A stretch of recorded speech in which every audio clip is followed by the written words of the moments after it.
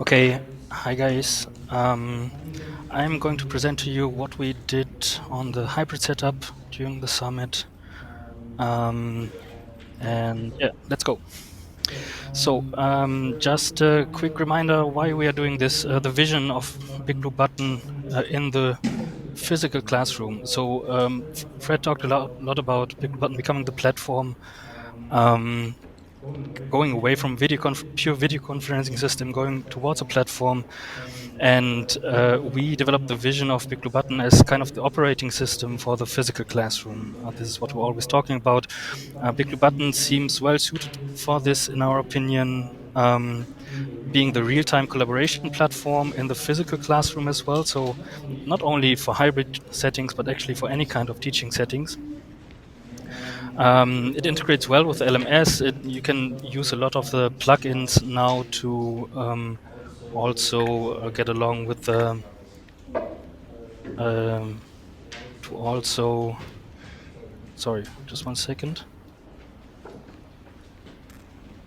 um, to, uh, to use actually other apps in the classroom than only the video conferencing apps, like the question and answer tools, the voting, the chat, the whiteboard. All of this can integrate in real time in the physical classroom as well through BigBlueButton. It also improves accessibility for students, in the sense that if somebody cannot go to the classroom physically, they can still assist remotely.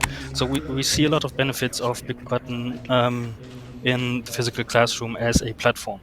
This is why we're doing this, and this is why we're trying to keep this prototype alive. And when I say trying to keep alive, I'll show you later what we mean. First of all, I'm going to show you how it is actually working right now. So what you see when you walk into the physical classroom, you have a screen that's showing you basically this. You have an appliance there that connects to the physical screen.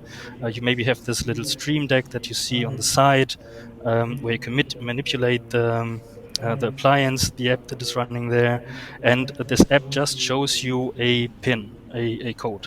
And this code you can then enter into BigBlueButton. And for this, we developed this plugin that's already been started a year ago on the summit. So you see here on the left the room media connection in the plus button that would open the plugin where you can enter this pin that is shown to you in the classroom.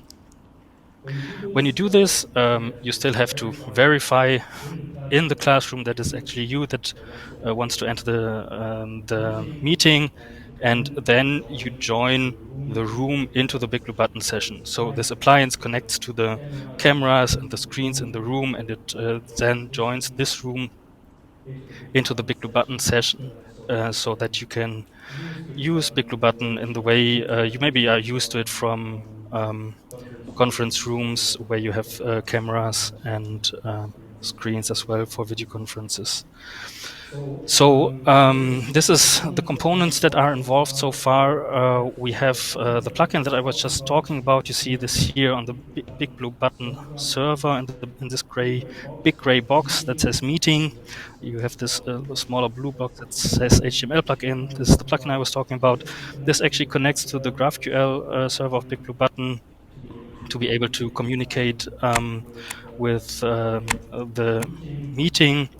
We have the appliance application that gets the join URLs from the plugin via the Room Hub. So the Room Hub is actually the one that brokers the connections, that generates these PIN numbers that you have seen, yeah, that creates the connection between the plugin and the appliance. Once the appliance has the join links, it can also join the GraphQL server of BigBlueButton to join the meeting and to be able to get information from the meeting. And so we have joined this room via the appliance into the BigBlueButton session. Right now we have several technologies involved here. The HTML plugin is now React. The appliance application is also, well, it's Node.js in Electron with Vue, and we rewrote the Room Hub this time in Go, something I will show you now. So, what we achieved for the summit, we updated basically this we already did before in preparation. We updated the plugin to the newest SDK version because there are some things that had to be done there that changed in the plugin SDK. We adjusted the components to work with the new GraphQL protocol because at some point the GraphQL protocol changed in BigBlueButton, so we had to adjust that. We added to the plugin a way to select the room layout so that you get a list of layouts actually and can select how you want to um, show the different parts of BigBlueButton in the room, and also auto muting the plugin while you are joining so that you don't get feedback loops. Then during this week, we optimized the pairing protocol. We basically tried to standardize the pairing protocol a lot better than it was before. Tried to work out some of the kinks it still had. And then we re-implemented all this in Go in the Room Hub. So we found that Go is a very suitable language for exactly this kind of task, and it seemed to us that we found a stable way to just implement this protocol this way. Then we added also CI builds for the appliance app that we can run this Electron on different operating systems. This is also now working. So we also have a lot of things that are not yet working right now. This is why I cannot actually show you a demonstration right now because a lot of things changed. Also, in BigBlueButton had such a high speed development in the last year that some of the things we relied on dropped out for optimization reasons, and we have to get them back now to be able to actually use this plugin. So some things are still not working. And we need to get this functionality somehow back to be able to really use this structure that we just showed you. We need a separate session name for the physical room so that the physical room actually does not appear like the user that joined the room, and maybe when it has several sessions, also does not appear with several usernames in the user list. So we need to change something in the backend in the BigBlueButton backend for that. Still, the plugin is not working with our new pairing protocol very well. We still have to see there how we can adjust the logic of the plugin to that. The appliance right now needs a way also to work with the new way things are handled in the BigBlueButton backend. Some things still need to be worked out there. So we right now during testing also realized that we need some stability features for the Room Hub still to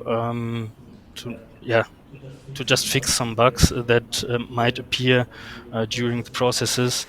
And last, the possibility to configure the plugin with the Room Hub URL was lost on during the refactoring of the different versions of the plugin SDK, and we somehow now have to find a way to bring this possibility back into this plugin. So this is ongoing work right now to just get it working again, actually. In the long-term vision, we have some ideas how we would like to proceed. We would like to have some kind of deployment workflow for the appliance app. So when you have it installed in the physical room, that you don't always have to go there and manually update the software or the configuration. We are thinking about this still. How would be the best way to approach this? We would like to have some remote control features in the plugin itself so that you can control the room from the BigBlueButton session as a moderator as well, and dynamically control room layouts. This would also mean some changes to the BigBlueButton backend so that you can just during your teaching session change how the room displays several components of BigBlueButton. Yeah, and that's it. Thank you very much for your attention.